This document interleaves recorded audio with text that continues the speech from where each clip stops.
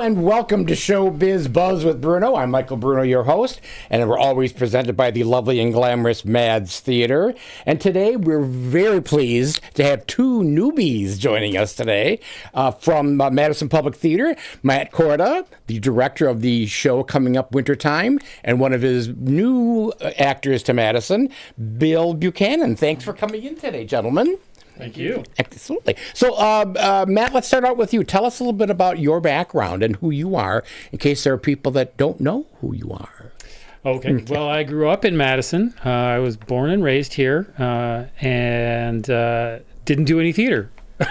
Wow, for really? the first 18 years of my life. And then I went away and to college in Colorado and got immediately involved in theater there. And spent 16 years there developing my craft, and finally decided to make the move back to Madison. And I had already really established that theater was my primary passion. So Madison was an easy choice to come back to because my parents were here and because the theater scene here is amazing, as considerably better than Boulder, where I was living. Boulder has a good scene, but it's small. And I was in Denver a lot just to make sure that I was getting in productions all the time. Mm-hmm. And it just felt like a lot of work to be in productions and going back and forth. And also I missed my family. I missed the Midwest. And I decided to come back to Madison. Immediately got involved at the Bartell. And started, at that point I was just acting. And then slowly got more and more involved with the administrative side. I wound up on the board of Strollers. I did a lot of producing for Strollers, and I did a directing. My first directing gig was at Broome Street. It was Contest of Wills by Coleman. He offered that to me. He had heard that I was starting to think about directing. He said, well, I've just written a new play. Would you like to direct it? I said, okay, sure. And that was like really just kind of like testing the waters, right? To see if I, A, could do it, and B, enjoyed it. And thankfully, both were true. So I set out to direct more. I've continued to act all along because I still absolutely love that. But I've been taking directing gigs wherever I can. I directed 2 shows for Strollers in 2019 and 2021, respectively, Bloomsday and Emily, which were, I mean, in my opinion, wild successes. It was, and the way I determine success is, did I have fun? Did the actors have fun? Mm-hmm. And did the audiences enjoy it? That's good really criteria. Those are my only criteria.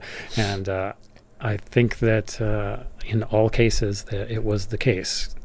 That is how it turned out. So I kept going, and I've done some little directing bits here and there. I directed a short for the Forward Monologue Festival and directed one of their monologues, which was a cool experience. And then I'd done some directing for the for CTM's showcase.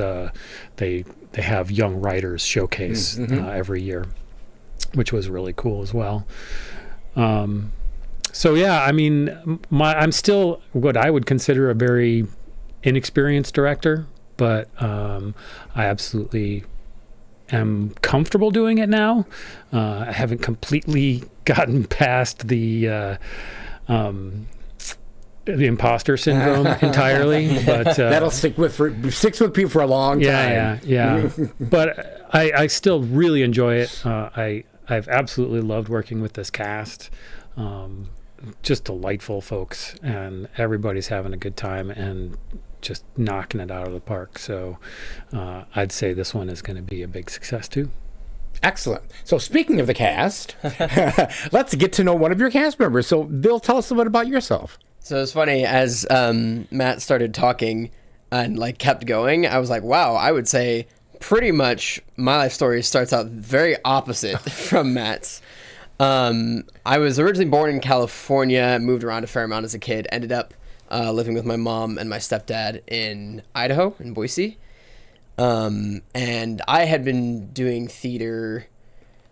I don't remember when my first show was. It was probably in either late elementary school. That sounds right. I think it was late elementary school, maybe even like the transition between elementary and middle school. I did some like shows in the summer. I had relatives that lived in Utah, and so I went to visit them a lot. And we did Peter Pan with them, where I was John, actually. I kept doing it in middle school. You know, we had a theater segment in one of my classes, and kind of kept staying with it. Didn't do as much community stuff then, but then I got into high school and I just got fully invested in it. I ended up giving up band because I wanted to stay with theater. What did you play in band? I was a percussionist. Cool. So my husband is. Oh, nice. Yeah, I still really enjoy music. I'm glad that I've kind of found my way back into musical theater a little bit, but I'm jumping ahead of myself a little bit. So, yeah, I did theater a lot in high school.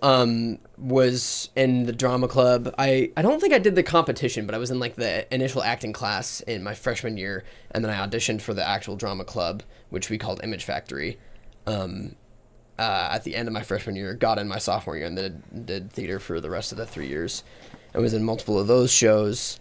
And then actually after I graduated high school, I went to university, Idaho State University on the eastern side of Idaho. And there, so like I said, I was kind of like the opposite of Matt, where there I did one show in my first semester. I did Much Ado About Nothing, where I was just like ensemble. I don't remember the particular role. I was a messenger or something.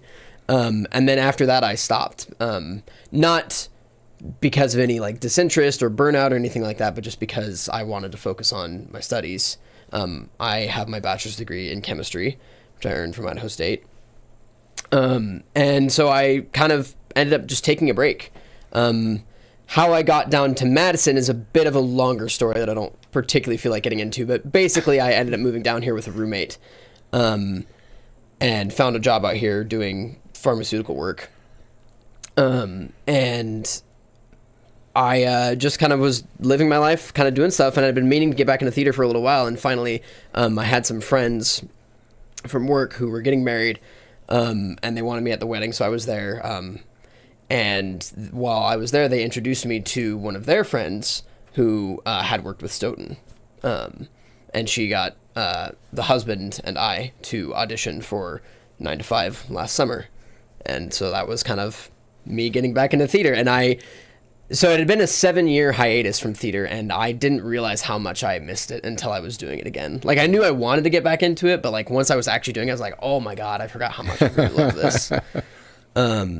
So I was really, really happy to be doing it again. And I fared much better because in high school, I would have told you that I was not a musical theater person. I did 1 year of musical theater my senior year, and I feel like I struggled a lot with it. And I thought that my voice was not cut out for singing. And I still am not a strong singer, I don't think. I don't have any form of like actual training besides that like musical theater class and like what I've learned from people around me. But I learned so much just working with the awesome people at Stoughton, and like them being super friendly and super helpful, and like being really patient with we were a relatively young cast, but like a bunch of people that, you know, had varying amounts of experience.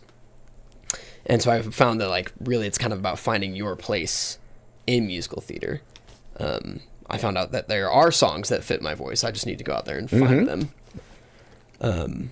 And so yeah, then I did that up through August.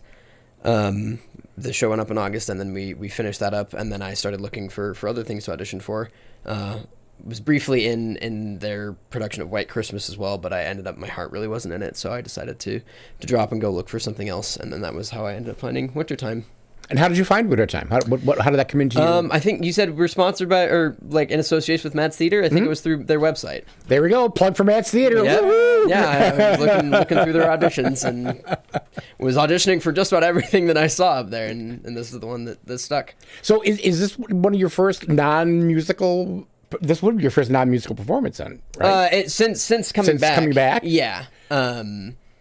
Actually, 9 to 5 was only my second musical I'd ever done. So still only 2. I've definitely done more non-musical stuff, but yes, since coming back from a 7-year hiatus, yes, this would be my first non-musical performance. Cool. So, Matt, for people that maybe don't know this, that the Madison Public Theatre was formerly Strollers. So when you talk about Strollers, it is now Madison Public Theatre. And were you instrumental in that changeover? No, I was not. I consulted with them a little bit. I've been a member of Strollers for 15 years, and I was on the board for 6. But I've been just kind of a back row member. Participated in Strollers a lot, and so I was in the membership meeting where it was voted on, but I was not a part of the process at all of rebranding, other than just to vote my yay, because I thought it was great. That the proposal that they brought was well thought out, and I think it was well timed too. So. Yeah, I mean it's basically still the same institution, really just a rebranding, and with the intention of being, a more inclusive company and a more a broader appeal, I guess, in particular to younger audiences. So speaking of which, tell me about Wintertime. So Wintertime was actually not something I was familiar with at all. I think I might have heard the name Charles Mee once or twice in my life, until Julia brought it to me and said, this is the show we want to produce. Would you be willing to direct it? Because I think it's up your alley. Having directed Bloomsday and Emily, which were both kind of surrealist pieces, I read it and I said, yes, it definitely is right up my alley with the surrealist bent. And so, yeah, I mean, it was an easy yes, especially since I was looking to get back into directing again. It had been several years since I did a full production. So yeah, I was excited about it, and dove right in. It's, as I mentioned, a surrealist piece, but it is definitely a comedy. It has touching and even sad moments in it, and the comedy comes from some of the surrealist bits, right? There's some stuff that's just wacky. I'm not going to spoil any of it, but like you're going to be sitting in your seat going, what was that? Right? And then later on, you'll talk to your date or whatever about it and you think, I think that this was doing that. And, it will be one of those kind of pieces that you'll talk about afterwards, not necessarily with a certainty that you knew what was going on or why something happened, but because you're curious about it and you want to know what the other person says. And I think that's one of the beauties of surrealism, is that it's not, the themes are pretty clear, but like the reasons certain things happen are not. And it's open to interpretation, a lot of interpretation. And I think Charles Mee is really good at writing stuff that is available for that collaborative work, right?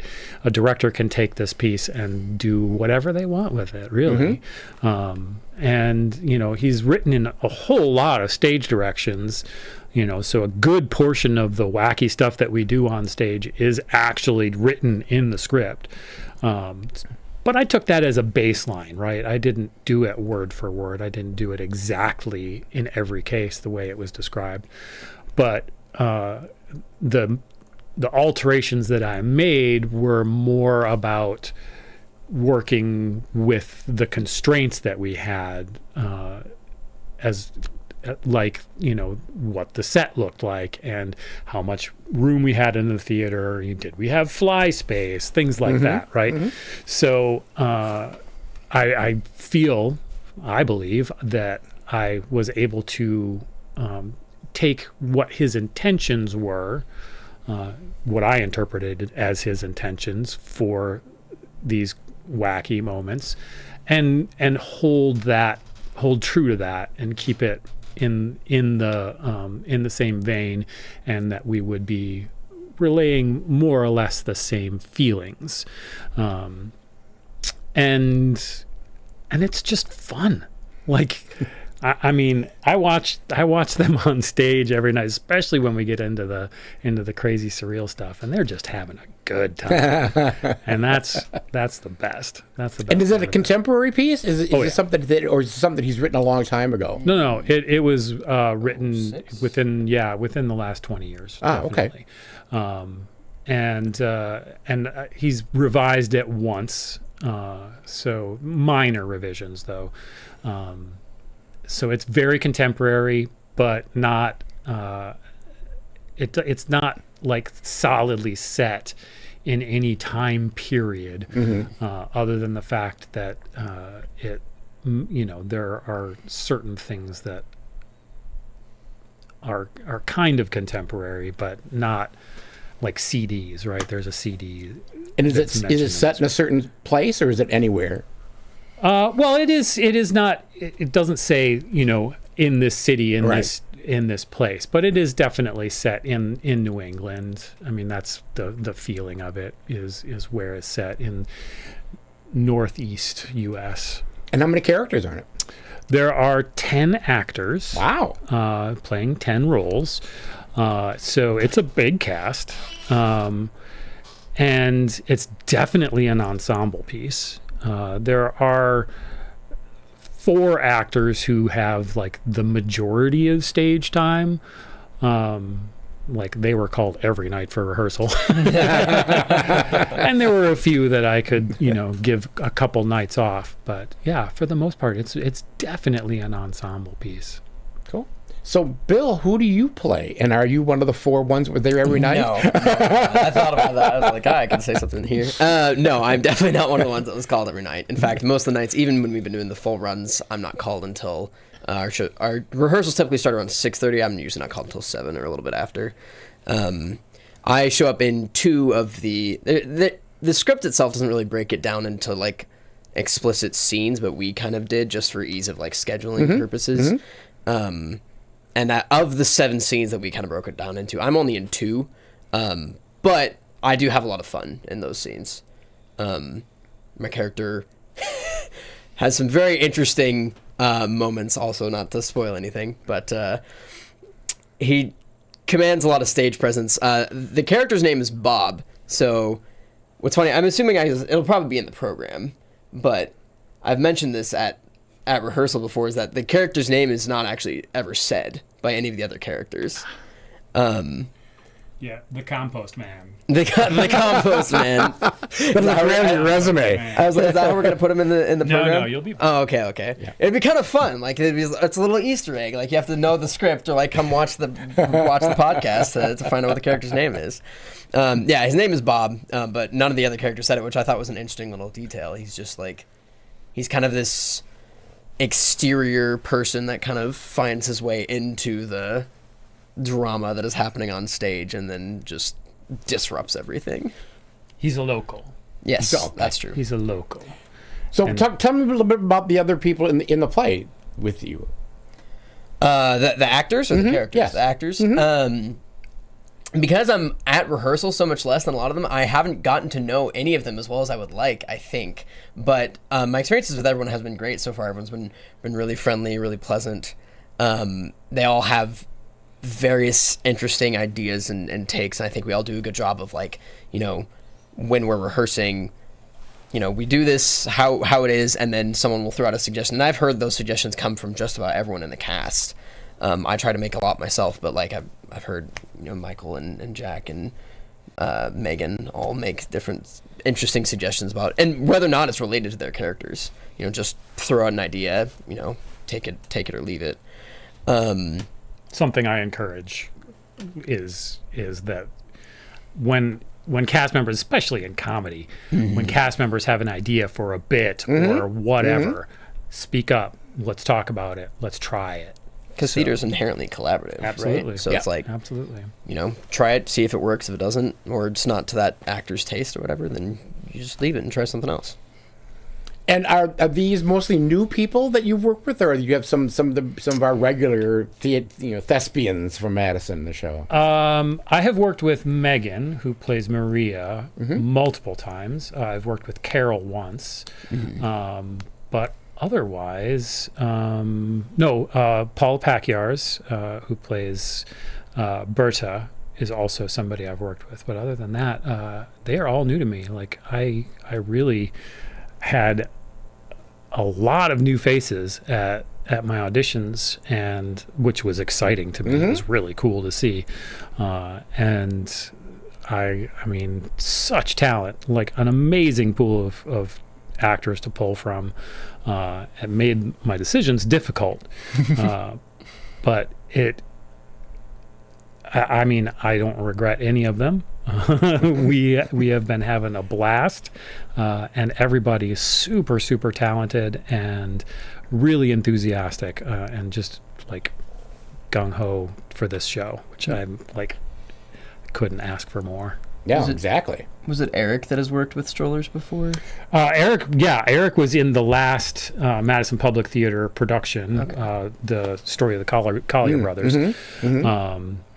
And Carol was in POTUS last season, Strollers, POTUS. And yeah, I think that's pretty much it as far as like regular folks. Somebody's probably gonna Somebody's calling you right now. Yeah. Check your text messages.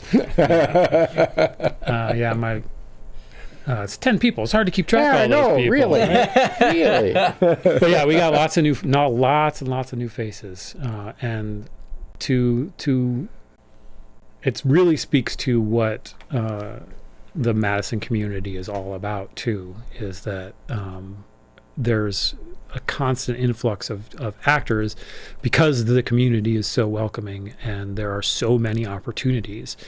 There's so many companies doing shows. If you really want to be in theater, you pretty much can be. Yeah, that's true. Yeah, I mean, every time I turn around, there's a new company, or there's a new improv group, or there's a new dance company. I mean, it's amazing for the size of Madison compared to when I was growing up in Madison, when there were the big three, and that was it. And there were no other choices. But yeah, it's really encouraging to see, and like you say, the talent that's coming up. I mean, I'm impressed with people that that show up for auditions. It's like, well, where have you been? Yeah. Where did you come from? It's like, wow. Yeah. It's really encouraging. Yeah, we got a bunch of folks just either about to graduate from UW or just graduated from UW who came to our auditions. Obviously, wasn't able to cast all of them because really there were only 2 roles for people of that age group. And so I had my pick, and it was great. But yeah, I mean, if you're looking to produce plays right now, produce plays with young people in it, because wow, there's a lot of talent. I want to go back when you left Madison the first time, and you hadn't done any theater. What hooked you? Okay, into doing theater. Sure. I'll actually back up a little bit. Okay. This is a little bit of trivia about me, because my first appearance on stage was in utero. Wow, there you go. My parents were both involved with Strollers Theater. Oh, I didn't know that. in Madison. Yeah, back in the 60s. In 1970, my mom and dad were both in a play for strollers while my mother was pregnant with me. And that was the last show she ever did. Do you remember what the play was? I don't. It's like Last Dance on the Killing Fields or something like that. I'm totally wrong, but I think that's what it was. Anyways, yeah, it's a great little story. But they're huge theater enthusiasts, and from my earliest memories are about theater. Really, my dad continued to be in shows, and I was dragged to rehearsals as a little toddler, and and one of my earliest memories of seeing theater was at APT. I saw the original production of Midsummer Night's Dream. With Randall Duck Kim? Yeah, which my parents took me to, and we're sitting on the lawn, and I fell asleep at intermission. The perfect kid. Yeah. But it was cool. I loved it, and it's so like every year we would do APT, and there was a troupe in Madison, the like a traveling Shakespeare troupe. I'm not going to remember the name of it, but they would do Shakespeare in the Park out of a wagon, like this traveling wagon that would open up. Stagecoach players. That's where I got my start. Stagecoach players. Loved that. I went to every single one of those performances. I loved theater when I was a kid. So yeah, I think I always knew that I wanted to be in theater. But you didn't do it. I didn't in high school. I mean, when I was like, I did the pageants and the reviews and stuff when I was in grade school because everybody did. But yeah, I did in high school. I avoided it. I was more of a jock in high school. Where did you go to high school? Madison East. Oh, yeah. Yes, okay. And I mean, the theater program wasn't doing things that I was interested in. They were doing all musicals, and I wasn't interested in musicals. And I was also just heavily involved in sports, so I didn't have the time. But I knew I wanted to try acting anyways. So that was one of the things when I went to college. All of my electives my freshman year were theater electives, even though I was a psych major. Well, there's a little crossover there. Yeah, a little bit. Sure, absolutely. Yeah, I could have gone into like, drama therapy. There you go. Like yeah. So it was a pretty easy sell. Theater was to me. So and the theater community in Boulder and Denver were also incredibly welcoming and just wonderful to be a part of. So it was easy. I took a whole bunch of improv classes in Denver, which was a blast, and helped me grow as an actor, not having had because I wasn't a theater major, I didn't have that like heavy baseline of theatrical training that you get from doing undergrad theater. So I mean, all of my theatrical training, so to speak, was either improv or just working in community productions, and I feel like I got a lot from that, and I took several acting classes at CU Boulder, but that was more about understanding techniques and being able to name things like Meisner and Uta Hagen and name dropping stuff like that. But I didn't. I because I wasn't a theater major, I didn't get the heavy theatrical teaching. But I mean, I was immediately in love with theater and knew it was what I wanted to do with all of my free time.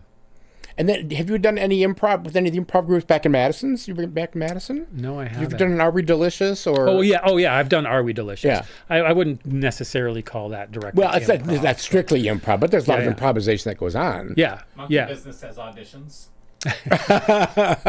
Yeah, and I've also done lucid dreaming, sketch comedy, and stuff like that. So the improv skills really help with the development of that. But they also they're directly related to all of the work that you do in rehearsal too. Oh, of course, finding character and all of that.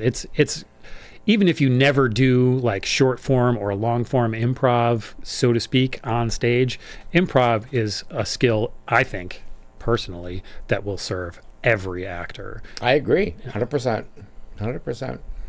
Yeah, because you're out there, and you have to make instant choices, whether they work or not is irrelevant. It teaches you not to edit yourself. Exactly. Yeah. It's really freeing once you get in with a group of people that all get into that groove of that.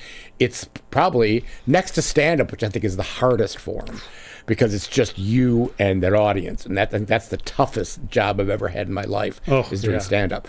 But improvisation, it really does train you so well in any form of theater, I think. I agree. Yeah. So what's up next? What's after winter time goes to bed and spring its lovely head? For me personally, I am just working with Forward. They hired me on to do backstage work for their next production, which is a case for the existence of God. And MPT has a production coming up directly after ours, which is House Not Meant to Stand, Tennessee Williams. I know one of your favorites. My favorite. And so that's what's up next for me and what's up next for MPT. Bill, you got anything lined up? I think I have an audition scheduled for Madison Shakespeare Company, their production of Henry V. I'll put in a good word with you with Sam. Yeah. Sam was like, "Oh, Matt's a great director." That was when I mentioned that I was cast. Oh, stop! You, no, Sam. stop! No, please, stop! Please.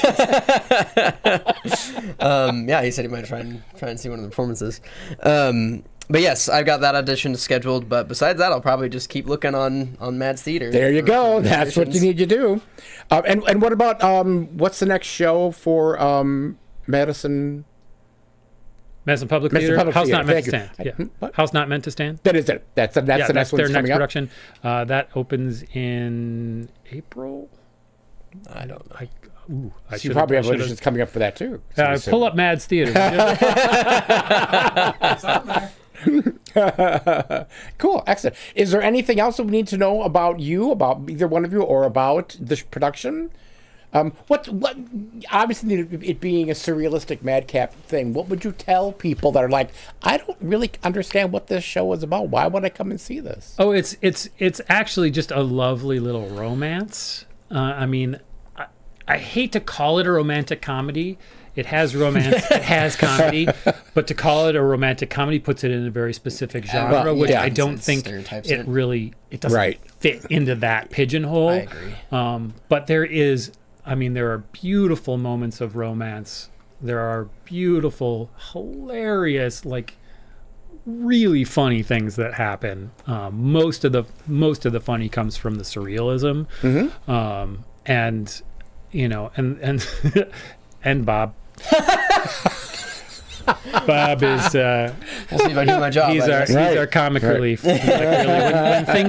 So background of it, the kind of the blurb, right, which is right there in the on the website what it is all about. But it's it's a family affair, literally. There are. A young couple shows up at their parents' one of their parents' cabin in the woods. Right, it's meant to be a summertime cabin, so it's expected to be empty. Turns out everybody thought the same thing and showed up at the same cabin with their lovers, and it's hilarity ensues. Right, so it has all of the elements of farce. Sends up farce in a lot of ways, so it doesn't really adhere to any particular genre other than surrealism, which is a pretty wide open genre, right? But it's so funny and so touching. I highly recommend it as a date. It's right there at Valentine's Day. Yeah, perfect timing. Yep. So it is that kind of show, right? There are moments that are just so very touching, and there are also real instances of relationships falling apart, right? So, I mean, it runs the gamut. It has everything in it, and you will not be bored. That's a good thing. You will not be bored. I would say, really just give it a shot. I myself have been very pleasantly surprised by the show. I remember because I read the script after I got cast, and I remember I went to the first rehearsal. I read the script before the first rehearsal, and for me, I did not connect with the script at first on reading it. I just reading the way that the author writes, I was like, I just didn't see the humor in it. It wasn't speaking to me as a script.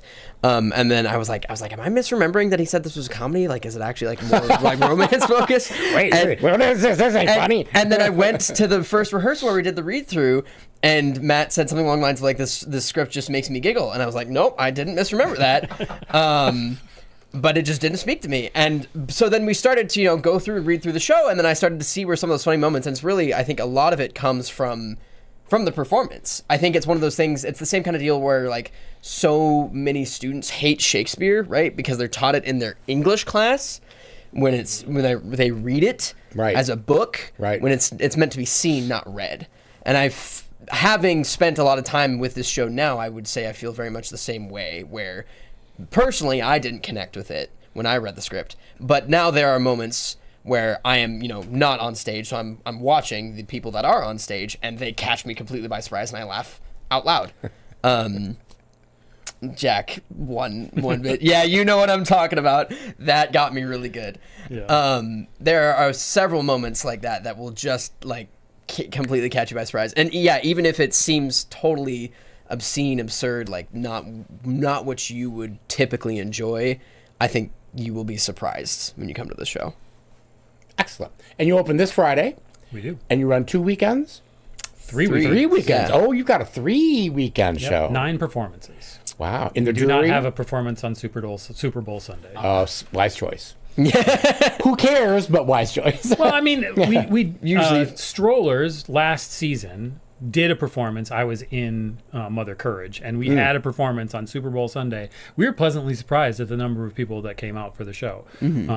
But I think it was, I don't know where the decision was made. It wasn't initially announced that there would be a performance, and then afterwards we talked about it, and we're like, do we want to add the performance? And it was like, I think whoever would have come that Sunday will come another night. So Right. And I think the difference, if you only did 2 weekends, and you're cutting one of your 6 shows out, as opposed to having 3 weekends, we say, okay, I can't come on that Sunday, but I got 2 other matinees that I can come to. So I think that probably is a really smart factor. Yeah.